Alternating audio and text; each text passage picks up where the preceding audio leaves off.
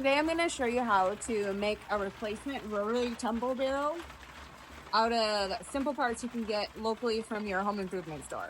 If you tumble a lot of rocks, you know that eventually these barrels are going to wear through and you need to replace them. And for a barrel this size, for a tumbler this size, the replacement barrels are often $150, which is very steep, especially if you have multiples going and need to replace a bunch all at once, or if you just like to have one on hand. So you can actually make one of these for $30 to $35 from your local stores, and it's very, very easy.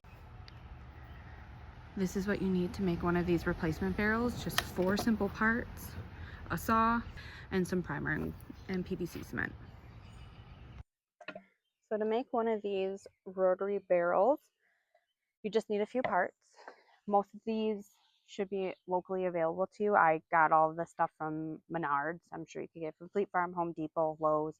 Your local hardware store might even have some of this. It just depends. So I usually get the 6-inch sewer pipe. I like a 6-inch barrel. I have not found larger pipe to be readily available, and the pieces get quite a bit more expensive the bigger you get. So I found a 6-inch barrel to be kind of the sweet spot for me. You could do a 4-inch, of course, if that works better for you. You just kind of have to decide what works for your rotary tumbler and for the size rocks you're tumbling. So I get just the length of this. This is pre-cut in the store at this length, 6-inch. And then I get a 6-inch end cap, and then a 6-inch to 4-inch reducer. And that way I can use this 4-inch quick cap on top like this to seal it off, and none of the parts of this get stuck on the rollers for the rotary tumbler. And then you're also going to need some primer and glue, and then that's about it. And then it's just a matter of assembling it. So right now I don't actually need a large barrel. I normally would cut it about here and kind of do a larger barrel, and then I save the other piece to make a smaller barrel if I need it. I need some smaller barrels right now because I'm going to be tumbling some smaller stones or softer stones that I don't have a ton of. So I'm going to be making a smaller barrel. So I'm just going to use the leftover piece that I have from a previous tumbler. You can cut this with like a hacksaw, a regular saw, a chop saw, pretty much anything like that. So it's pretty easy to cut. I'm not going to show how I do that because I already have a piece cut and you can probably figure it out. I like to start with the bottom. Set that there. So if you're a person who likes everything to look nice and neat, I would imagine that you are a lot more careful when you do this. I am not nice and neat when I do this. So it's always a bit chaotic looking in here. Wow. Definitely want to do this in a well-ventilated area. If you've never worked with PVC primer and glue, it is pretty smelly. Whoop, drips. All right. And you want to go right to glue. Oh my gosh, that was hard to open. So you want to be pretty liberal with the glue application because you don't want it to leak.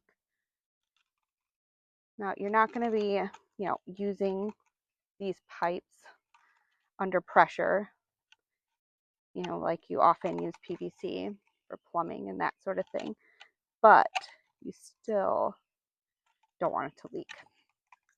If it leaks, what you're going to get is a bunch of grit and water all over your tumbler and in your tumbler parts, and it's really no good. All right, so lots of glue, and here we go. So you want to keep pressure on for a bit to make sure it doesn't kind of unseat itself and sets a little bit.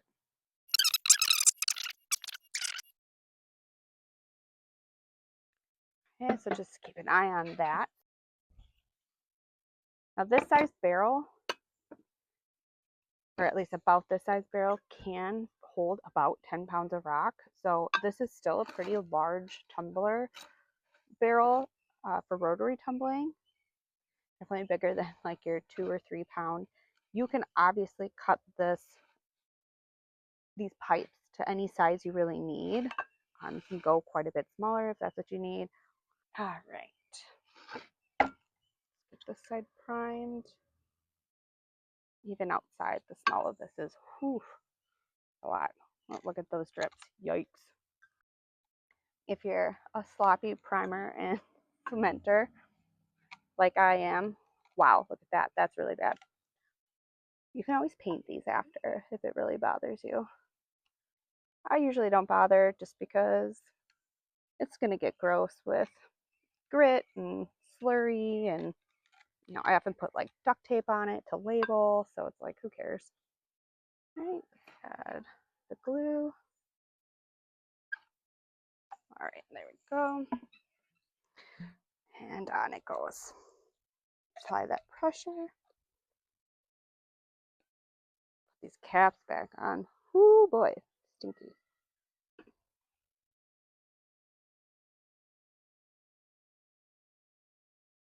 So then you're going to want to let this set, I would say, a couple hours before you water test it.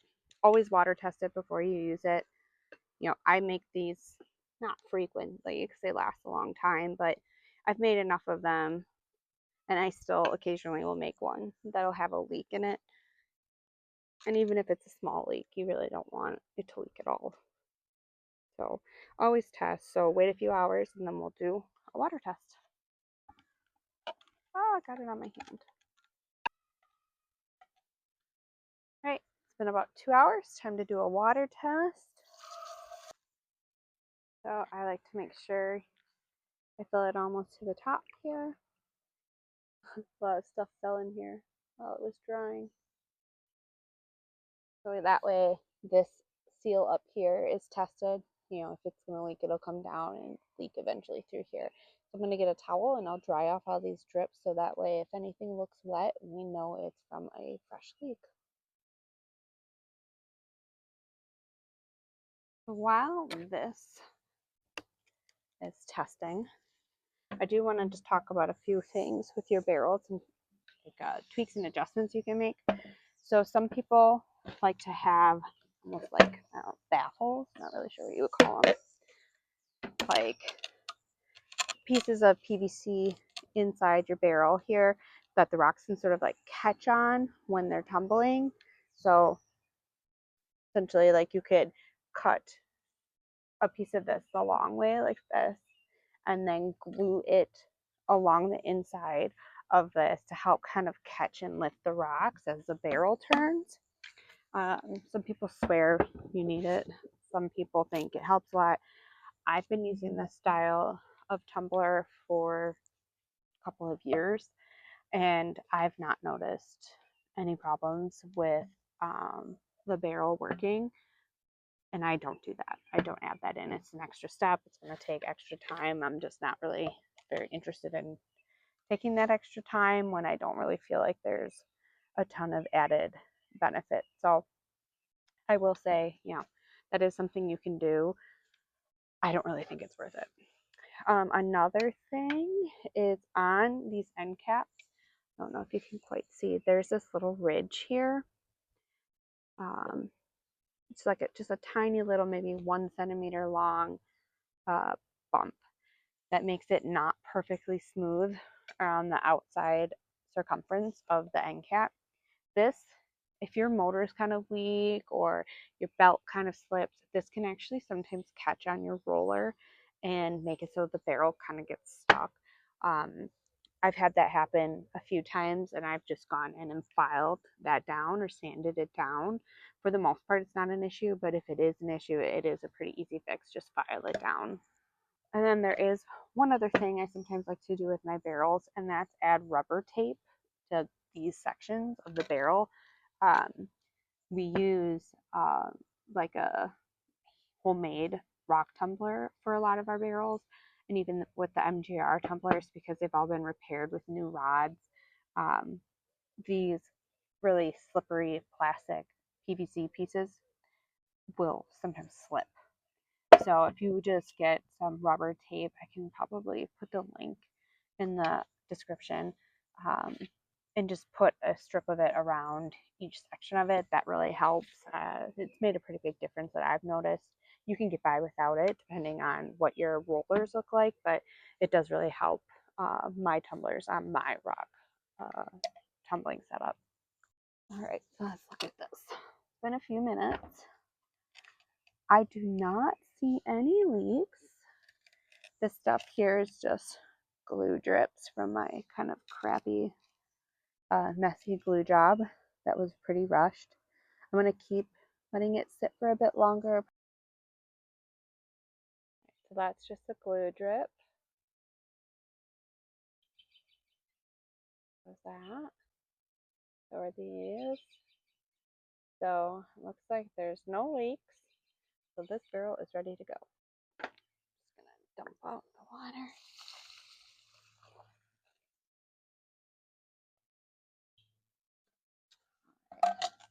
So this barrel is ready. The last thing you would do is, you fill it, rocks, your grit, your water. All right. Put the cap on like that. And then you tighten it. So you want to make sure it's tight enough that it, it's not going to leak, but not so tight that you crack the top. I always get the kind that you can use a screwdriver with. I find those to be easiest. So this is the tape I like. It's just this rubber tape, and all I do is peel it off, wrap it around, and cut it.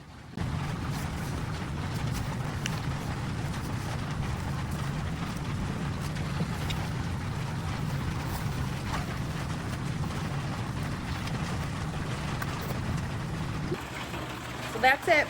Hope it helps.